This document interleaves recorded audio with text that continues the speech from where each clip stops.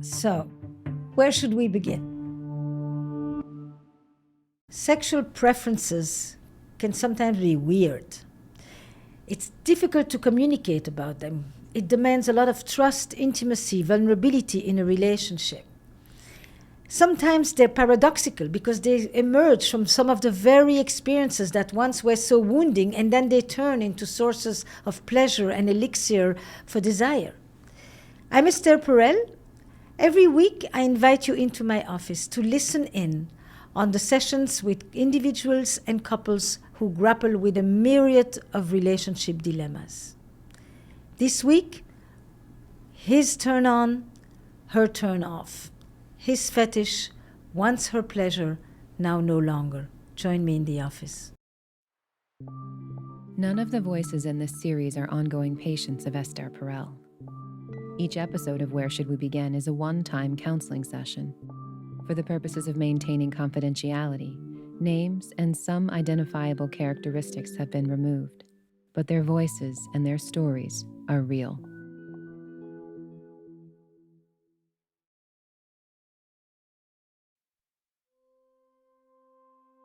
The biggest thing in our relationship has been my strong fascination with her having sex with other people. For me, it's been a constant struggle. I have this one side of me that's like, yes, I want her to have sex with another man. But then there's the same part of me that's like, wait, hold up. Like, you really want to drop a nuclear bomb in the middle of your relationship? At first, it was kind of exciting, fun. And then we start having kids, things get much more serious, yet he still wanted to talk about this. And for me, it just seemed too risky. 25 years I've been dealing with this. It's on my mind whenever I'm thinking sexual things. It's like, it always comes back to that every time. In my mind, while we're having sex, I'm not turned on by this. I'm not thinking about it. I'm in my own world. I want to explore something else. This is not fun for me anymore. In the screening that we did with this couple that preceded the session, the theme for him was the tenacity of a sexual fetish that he struggles with. And for her, the increasing boredom with the centrality of this fetish in their sexual lives. But the session proved way more layered and complex than that.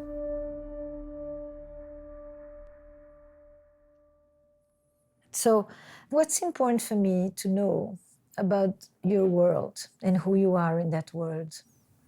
Well, I guess just to start, I feel like I'm really happy to have her in my life.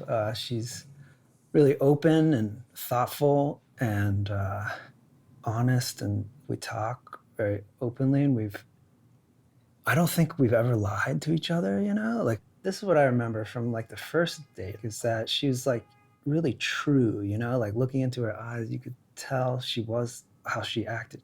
And other reasons, she's beautiful, she's smart and funny and fun. And you? What about him? Why him? I just thought he was really interesting. So the second date is when I really started to like him. And the two main things that I remember about that second date was him just looking me deep in the eye and saying, "You're beautiful." There was something about it that felt special. And then just his story that he was living in New York and he let a homeless guy spend the night in his house. He just took him in, which, looking back, if he said that now, or if he ever did something like that now, I would be like, what are you doing? But at the time I was like, ooh, that's cool. So those are the two main things that I remember about that, but there must have been other things and just our connection in general that I can't really describe in words. Yeah. So tell me, what do you want to talk about and why now? Well, we have a very interesting sex life because of his fantasies, and it has been, in the last year, I guess, in the last 6 months or so, it's become more annoying for me. Well, I want to spell it out just so.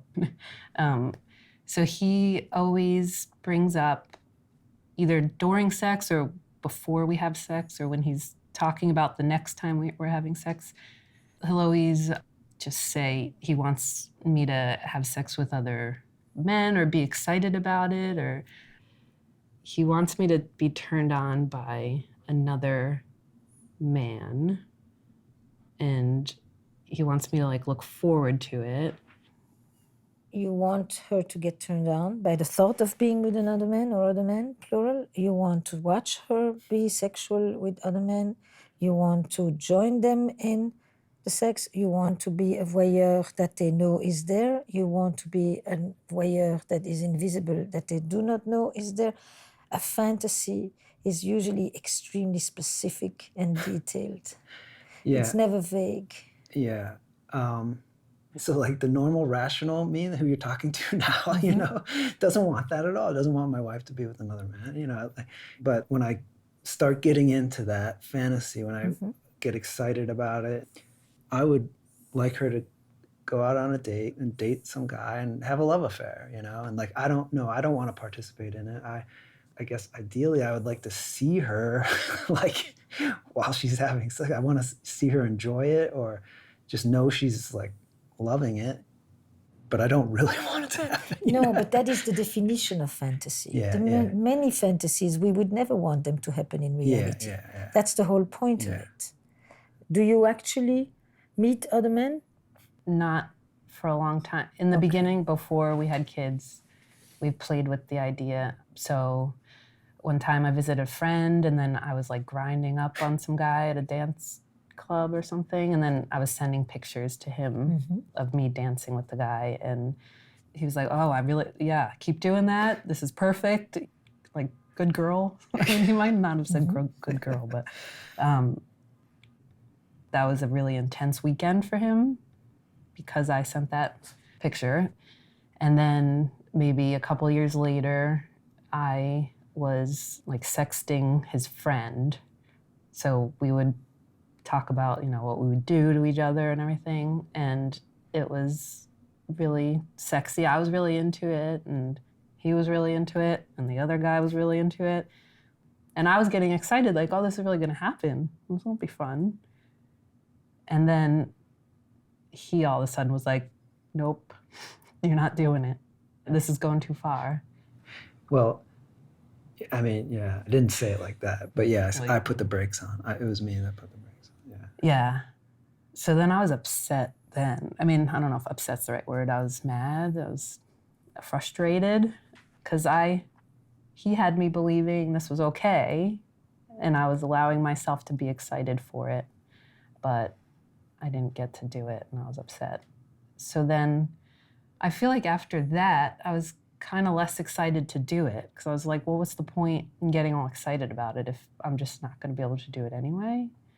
And maybe that's when things started getting a little bit less fun for me when he brought it up. In a lot of the cases, I'm just so bored with it and everything, and I just don't want to hear it anymore. But the other part is, I know deep down he doesn't want me to do this kind of stuff. And deep down it's hurting him, and it's not what he truly wants. I think when it's all over, he feels bad. It might get him excited, and we might have good sex over it or something, but then the next, maybe when he has an orgasm or whatever, he'll just start to feel low. He feels regretful. And this might be like a sex addiction type thing a little bit, because it's kind of obsessive a little bit with it. It's a strong feeling, super strong feeling of like really wanting it to happen. But then, you know, once I have an orgasm or whatever, like right after, it's like, what am I doing? Like, what part of me is sabotaging this thing I value so much?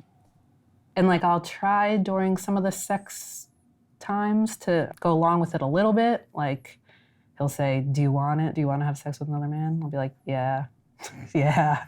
Sometimes that's enough for him. But it's like, well, there was a time where I wasn't even saying it. Like, no, it's not a good thing to even say yeah, because that's just going to take you off to the races, and you need to be brought back to reality. I think that what needs to be highlighted here is that the level of frankness, the sexual candor that exists between these two people is its own unique intimacy. There's nothing puritanical in the way they address each other about this. There's also nothing judgmental. They're getting a little annoyed or bored, but essentially there is no, what's wrong with you, you're sick, this is pathological.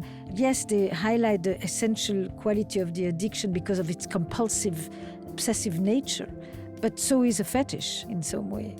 The fetish often includes that element of obsessiveness.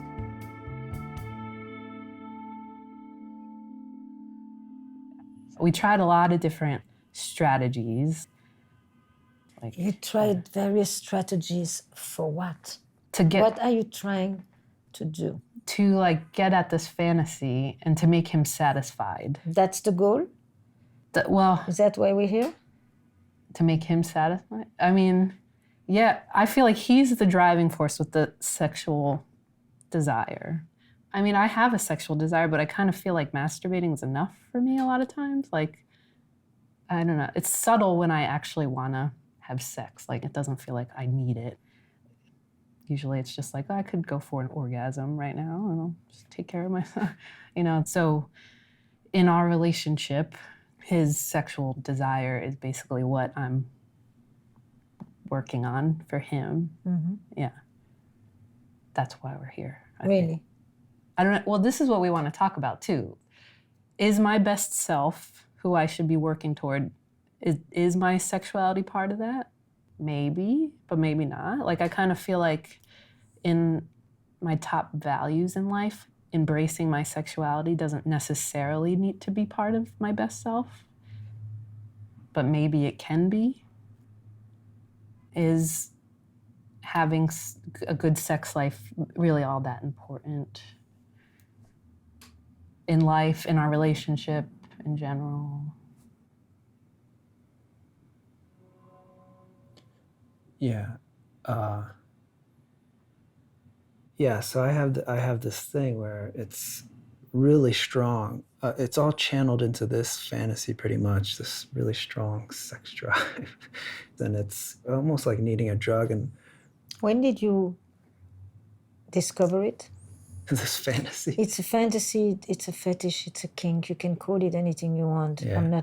And what is the word you use? We used to say addiction. Or fetish, yeah. You're describing the hot wife cuckold fantasy. Yeah, the cuckold thing. I mean, I hate that one actually, just because it seems so like demasculating or whatever. Like, just like.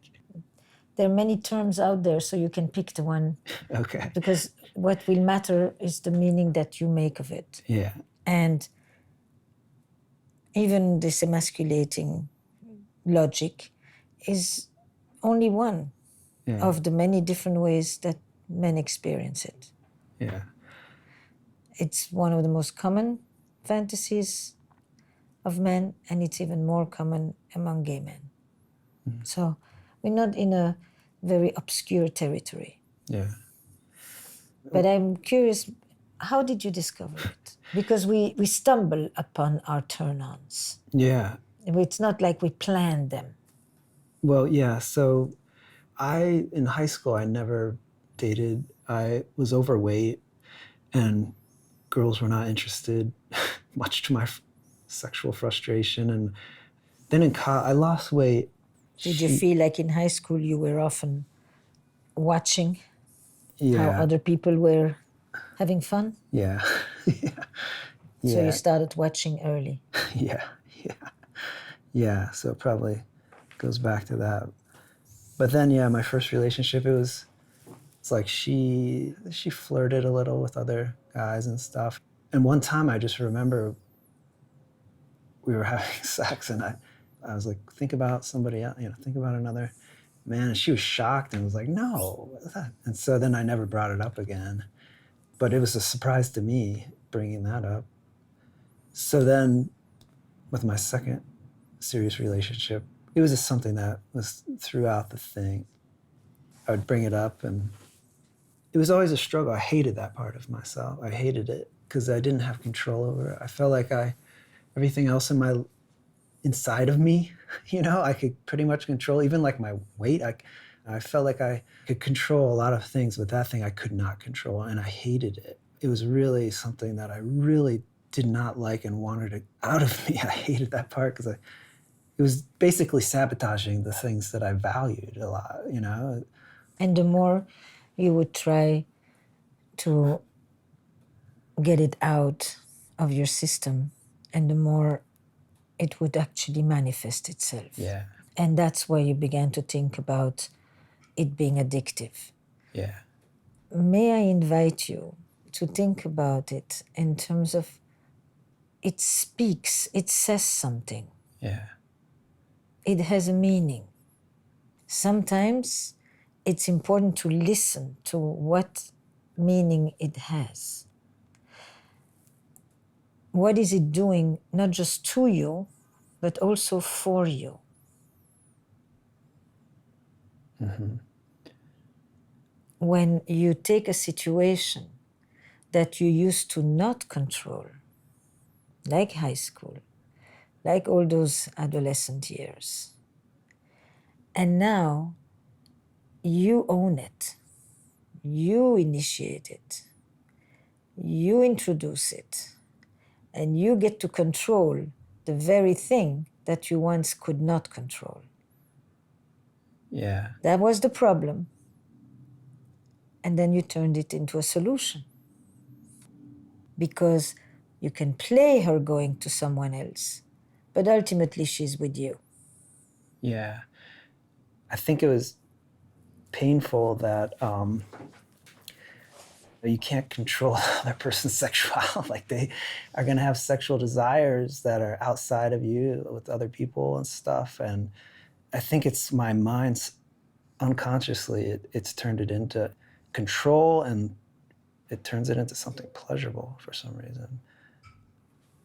What I'm hearing you say, you tell me, is that there were many painful years of rejection and of basically being put in the position of watching. Watching with a sense that maybe this will never be you. So you turn it around. Yeah.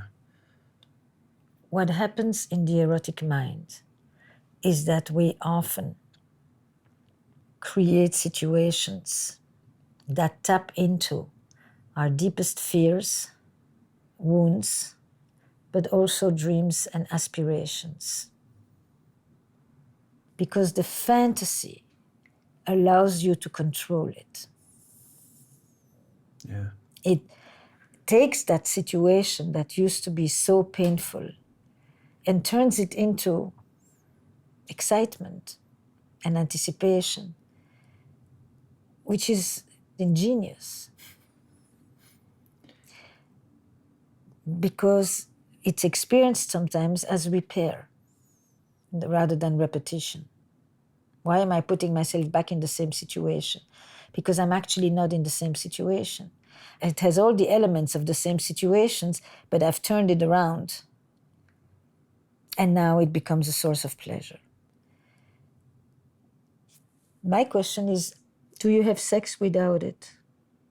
Is this part of you, the silent or the non-so-silent third party in your sex life at all times, so that there is a kind of a restriction that doesn't enable you to just broaden the repertoire together? It does feel like a restriction, and it's always a barrier with us, and it's always there, no matter what we're talking about sexually, or like we both know that it's always there, so there's not really much going around it. I mean, if I was like, oh, this would really turn me on, I would like it if you did this or something. I don't know. Do you ever ask for anything? I mean, I have certain like porn scenarios in my head that turn me on. Mm-hmm. I'm kind of like in that world in my own head. I don't really want to talk about it. I just want to like believe that's what's going on, like some porn-related thing that I saw. Like, again, something I wouldn't want in real life, but like some man being really demeaning to me, that kind of thing. Or like several men being demeaning to me. Mm-hmm.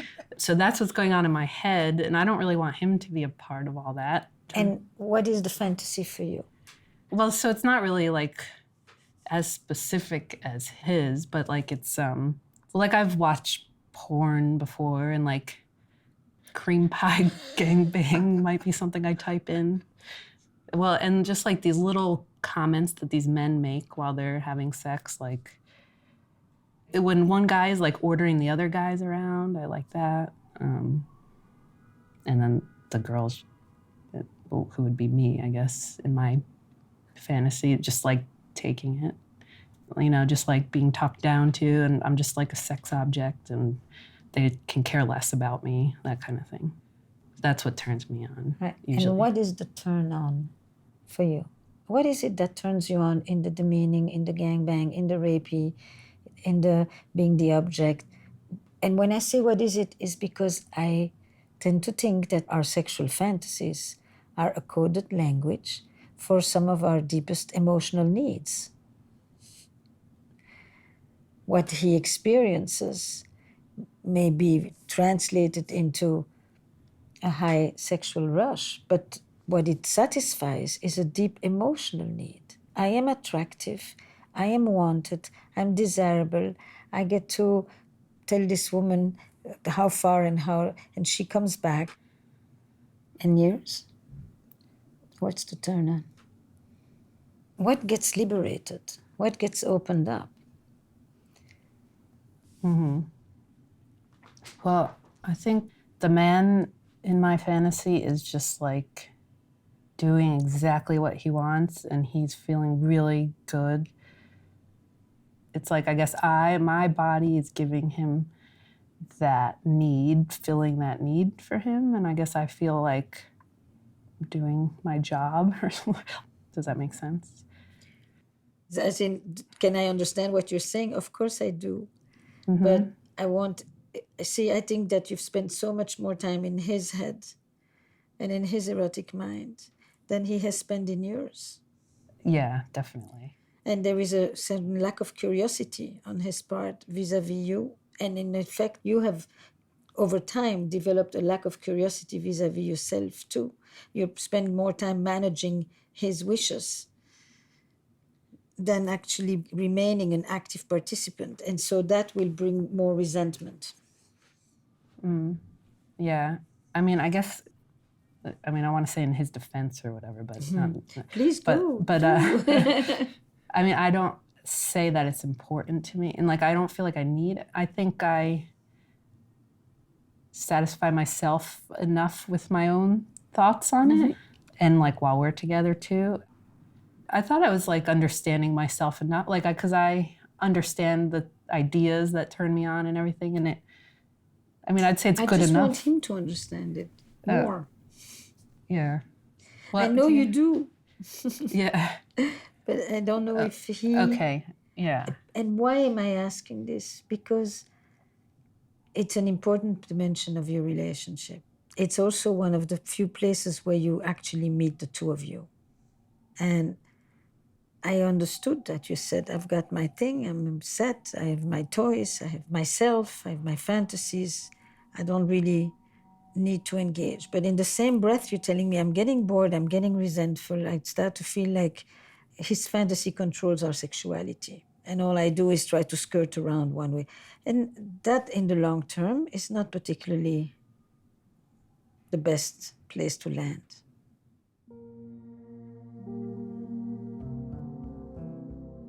While she's asking, how important is sex in my life? I begin to also notice that it is not maybe for her sexuality that needs to be questioned, but intimacy. A fetish is in itself often rigid. And so it looks like all the rigidity lies with him. But there is a kind of a collusion between them around a structure of rigidity, whereby she too is very focused on a particular line of excitement, But more importantly, what she says to him is, I can only take you at a certain distance. I don't want to get too close to you. I like the distance that we have between us. That structure suits me. There's a tremendous amount of candor and intimacy and closeness in the way that they can freely talk about both of their predilections. It's mature, there's no hang-up about it, it's astoundingly refreshing.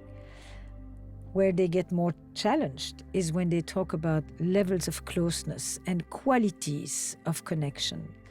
And that's probably what has been hidden because there's been so much talk about sex and fetishes and desires.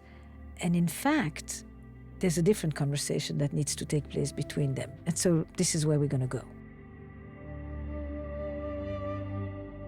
We have to take a brief break.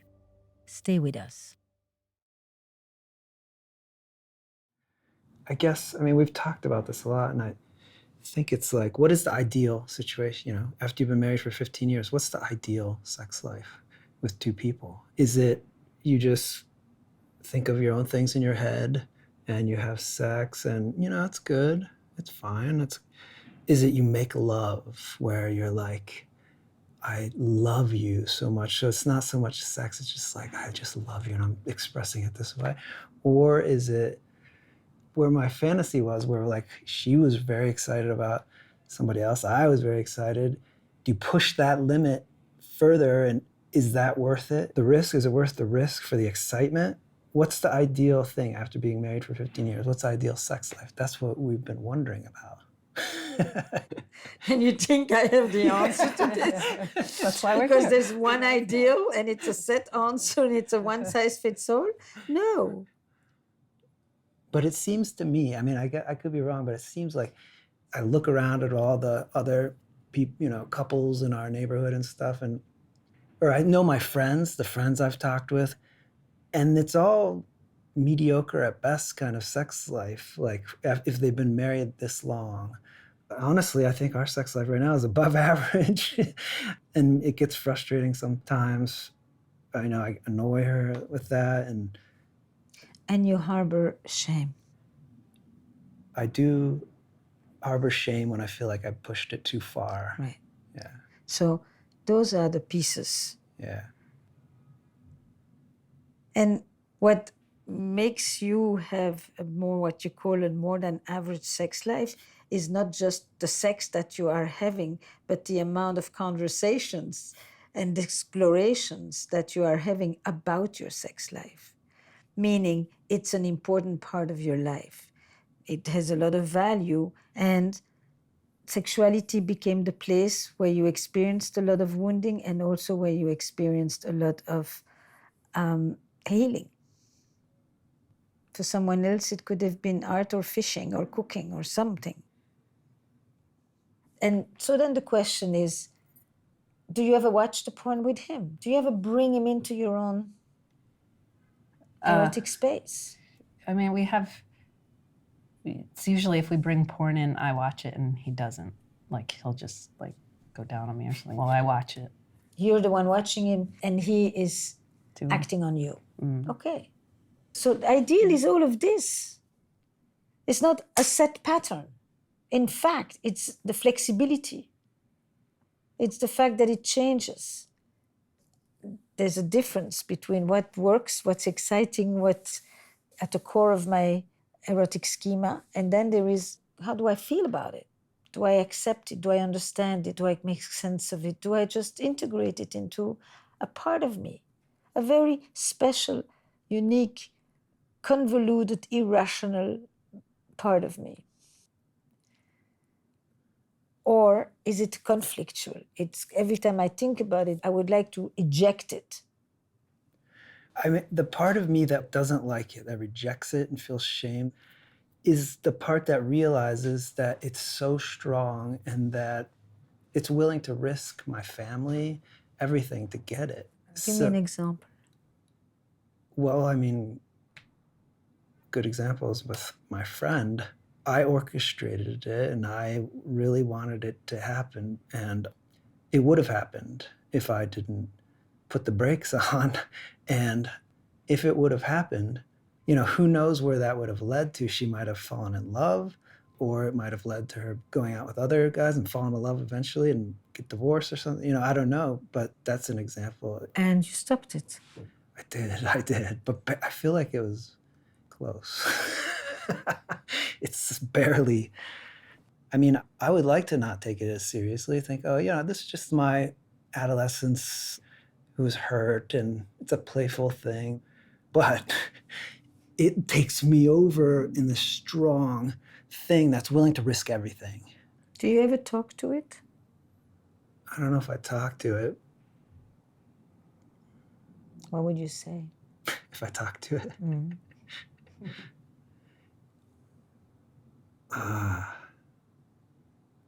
Help me to help you. Let's figure out a way that you don't have to be so overpowering in my life.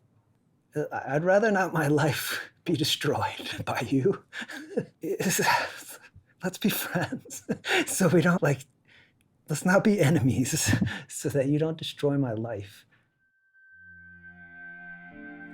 Part of me is listening to his words, and part of me is listening to his laughter. And especially when you have a laughter that expresses the discomfort, the anxiety, the shame. It's a nervous laughter, of which I'm not even sure that he knows he's laughing. But what I know is that me and maybe you, while you listen to him, hear that there is a kind of a disconnect between the affect and the feelings that accompany the words and the laughter that is meant to bury these feelings.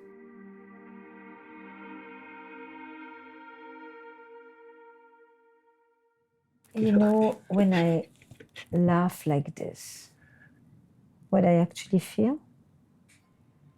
Well, I think it's just dealing with my uncomfortableness and I guess the absurdity of it. When I laugh like this, it's more than discomfort. When I tap into my hatred of you, it taps into the contempt I have for me, that you exist inside of me. Yeah. Yeah, but I've learned that the more I hate it, it just makes it stronger. The more I focus on it, the more strong it becomes. Yeah. So I think I'm learning more to try to find a way to appreciate it more, or try to not hate it. How's that going? I think it's going better. I don't know. I've tried everything else, so I think this is the only way through. I can't fight it. I don't think trying to understand it has helped because I've thought about it so long and so much, and it just seems to give it more life or something. So I think I have to find a way to appreciate it and love it in some way, see what it means. Yeah, maybe it's a piece of my childhood, that needs love. Maybe it's helping me in some way. Do you think if you brought in some more curiosity toward her, that it would change the way you come to terms with your fetish? It won't go away, you're right. But it can change meaning, it can take less space, it can be less frightening or have less contempt, because you connect to her in multiple ways. It's about adding other things. It's not about making this go down. I think that would be good. I think that would be helpful. There are many paths to take here. I just went with one, which is that his decades-long focus and obsessiveness about this thing inside of him, I decided in this moment, instead of helping him to go more inside, to actually become more relational, to become more curious about her. I was reminded of another man I once worked with who had erectile difficulties, and he would have rapid ejaculation, and he was so busy looking down at his penis and making sure that his cock worked and stayed strong and hard and was going to deliver, that in effect he was really not attentive to his partner. He was constantly making sure that he would not fail, as he would call it, but he wasn't really present with her. And then I suggested in the session that he put his hands in her hair and just slowly caress her head. And I remember the motion of her lips opening up. And to tell him that what would actually make it enjoyable for her was not that he could stay harder longer, but that he could actually be present and attentive to her. And there's something about that here that I was summoning up for myself. Instead of making sure that this thing doesn't take you over, put some of that focus on her. If you become a little more curious about her, your mind will go and put itself on the connection between the two of you, and that in itself will ground you. I think that there's also a part of him that still does not see himself as desirable, wanted, and attractive. There's a big part of him that continues to see himself as the chubby, rejected, excluded, invisible little boy. And that is the part that the fetish is holding a grip on, and that's where the laughter sits.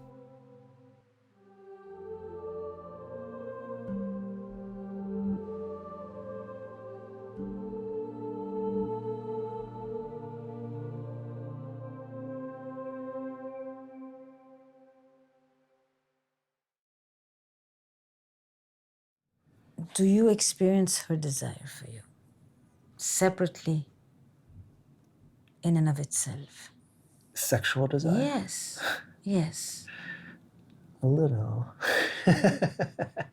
But I do feel that, you know, when you've been with someone for 15 years, that, well, definitely the newness is not there, you know, the exciting newness. But I mean, I know when we're having sex, I can tell when she's into it. I mean, before, did I notice it more? And did you even get a sense of it? Because you were so into the script.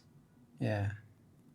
There's a part of you that has not had the opportunity to actually... Yeah, I know. And that, I think, has led to some, like, pretty recently, within the last year, we had that fight where she dressed she looked great. She was very sexy. We went on her. She's right here. Okay. When is these people talk to each other in the third person? When we went out on the date and you dressed very sexy and you looked great, and yeah, I turned it into my thing. And that was frustrating for you, I know, because Meaning, what happened? Well, I felt she looked very sexy and sexual, and I was like, you got to wear this when you go out with another guy or something. You know, I said something like that, and I think it was really frustrating for her because Talk to her. Yeah, you even said, I think, I wish I could just be attracted to you without you bringing that in. And yeah, why didn't I appreciate it just on my own? My thought that the issue in part still resides in his not having internalized that he is an attractive, desirable man is expressed right when he says, when you dress sexy like that, this is attractive to the other guys. It's got to go through another guy who is the attractive, desirable, real man, when I am still that unwanted teenager. And that is the deflation that he experiences after he goes through the whole enactment. It's the deflation that confirms that he's actually still that undesirable boy. Speak up. There was a lot like running through my mind this whole time, but I don't what to. Well, when you're asking him, does he feel my desire for him? I felt a little guilty. I know I don't compliment him that much. He's always complimenting me, You are. You are always complimenting me, and I feel bad that I. The reason I'm asking you to talk in the second person singular is because there is something in the way that you each talk about each other in the third person that is similar to the way you would enjoy if each of you could be in your own fantasy life, in your head, while your bodies are together, but each one in their own space. There's something about the you that is direct that you can avoid when you say he. Yes. So just so you understand, I'm not just picky for grammar. Yeah. I get it. So yeah, I felt guilty when she was asking you about that, because I know I was guilty of not giving you the compliments that you deserve, and also like not being touchy and initiating physical contact too. I'm not good at that. I'm sorry. If we're sitting next to each other watching TV or something, I may think, it would be nice if I touched his leg right now.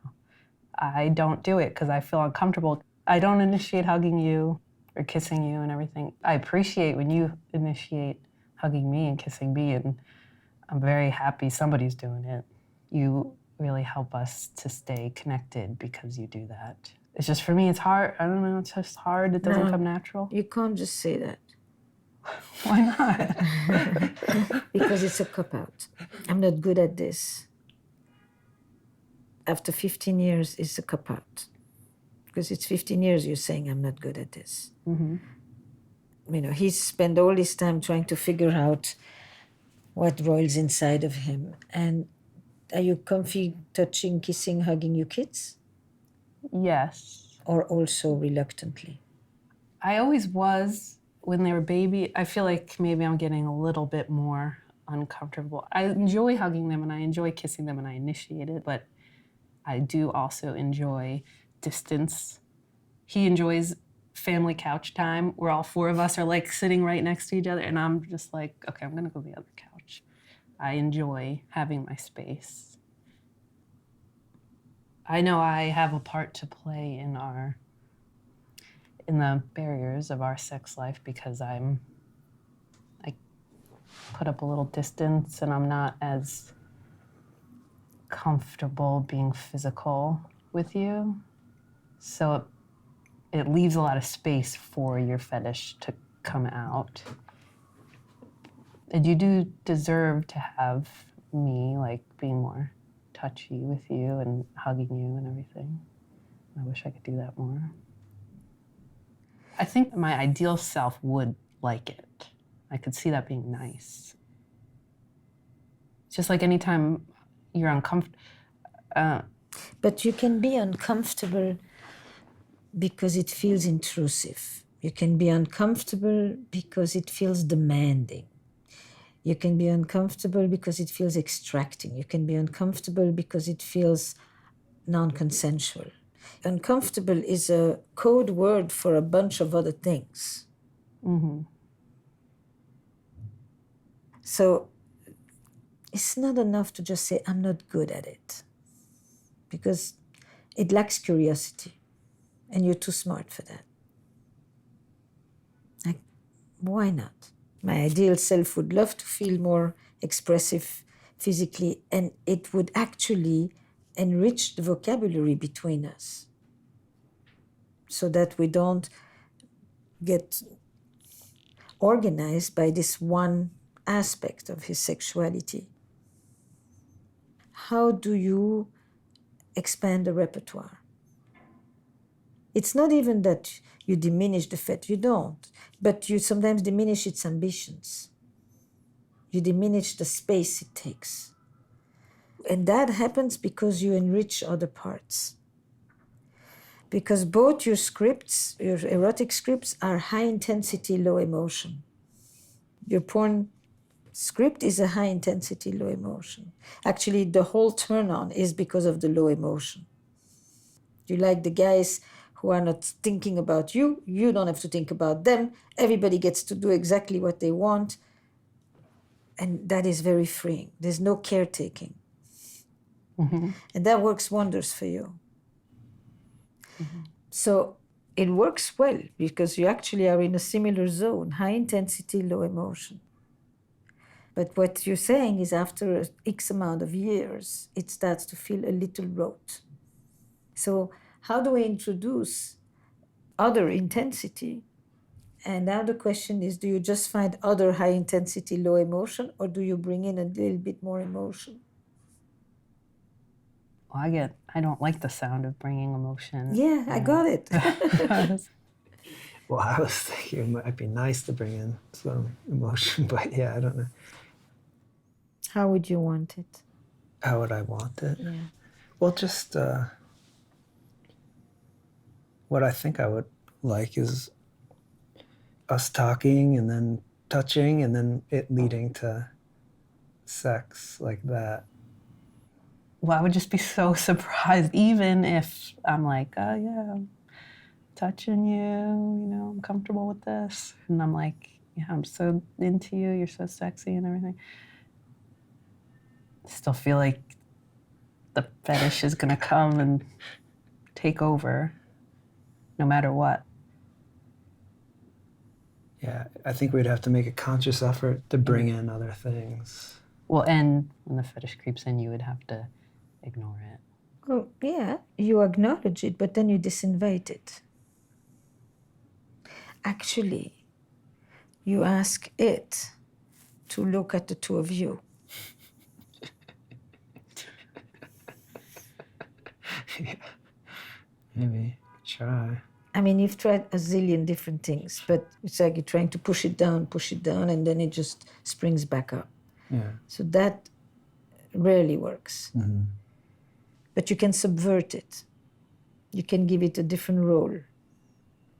You can put it on mute for 10 minutes. Mm-hmm. I'll come back to you. Yeah. I want to be with my wife tonight, a little bit more than with you.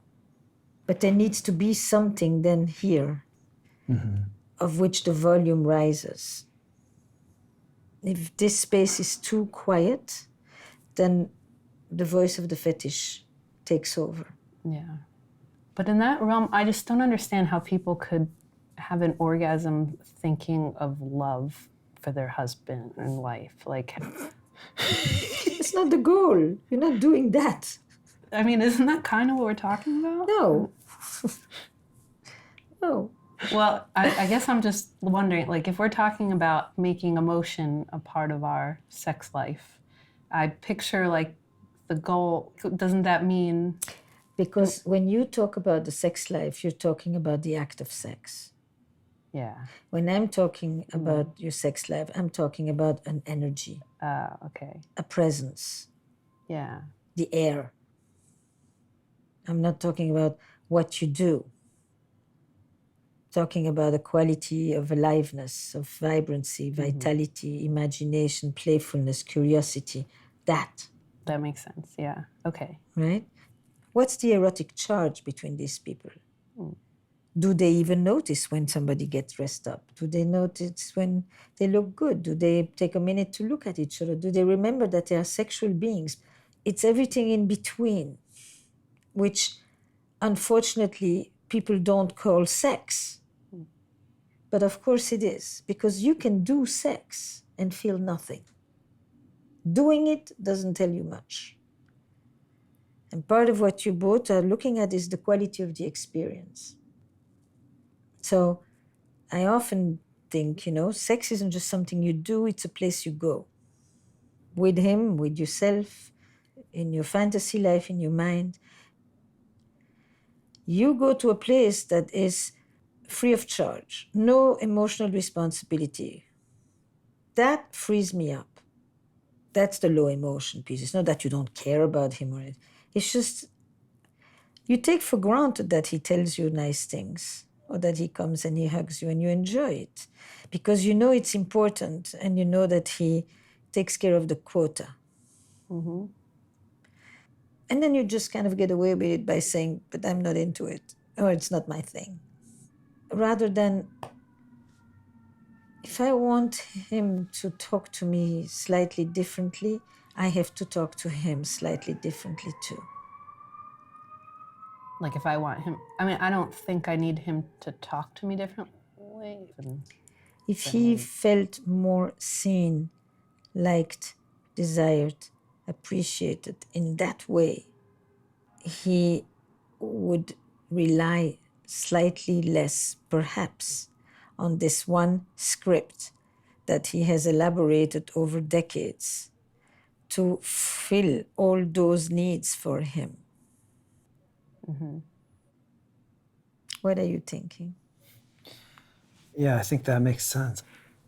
I mean, I'm hopeful that we could explore the possibility of different ways, and I think that could help.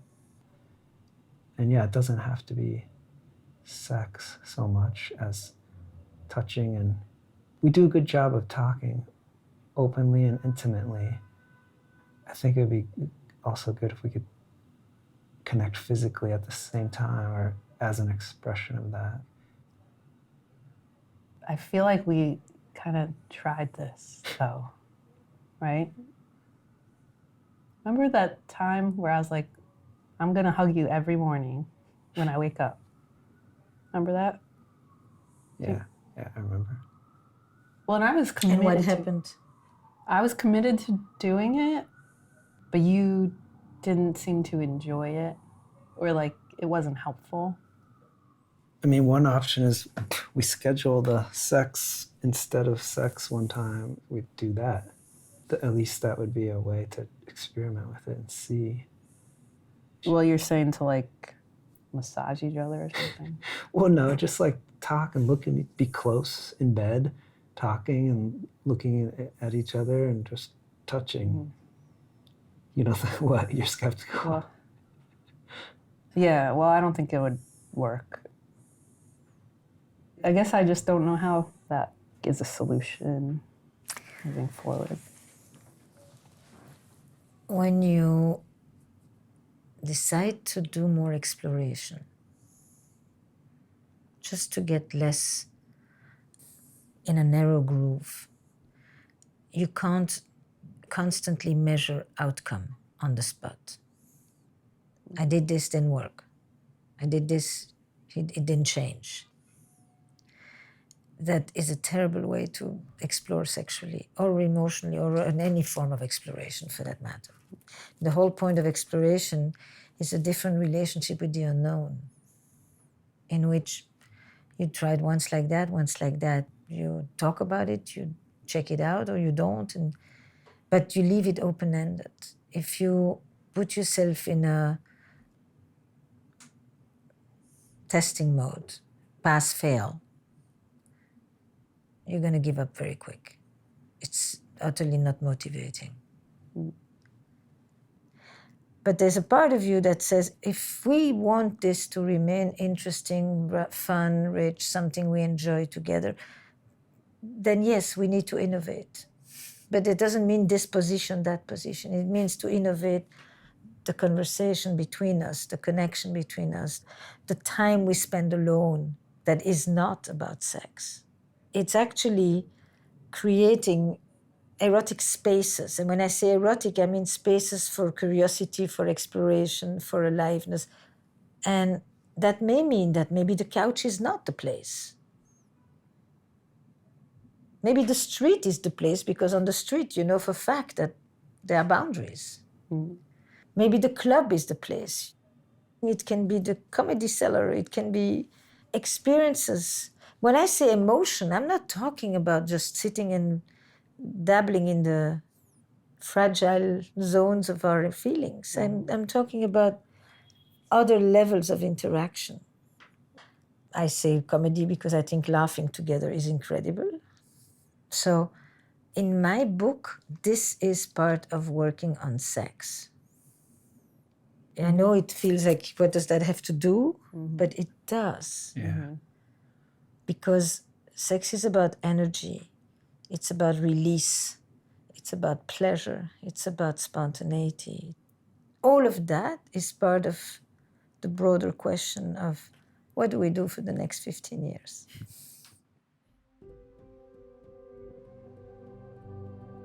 In this episode, We worked with a man who is struggling with the tenacity of a sexual fetish that has dominated much of his sexual life and his internal emotional life for that matter. I did another conversation recently with Gillian Anderson. You may remember her from the TV series Sex Education, where she played the lead character. My conversation with Gillian was about her book Want, where she invited hundreds of women to send her anonymously their sexual fantasies. If you want to listen to it, you can go straight to the podcast and go back to November. But more importantly, if you want to watch it, go to my YouTube channel and you can see us in conversation of one of the most fascinating aspects of human sexuality, fantasies and the erotic mind.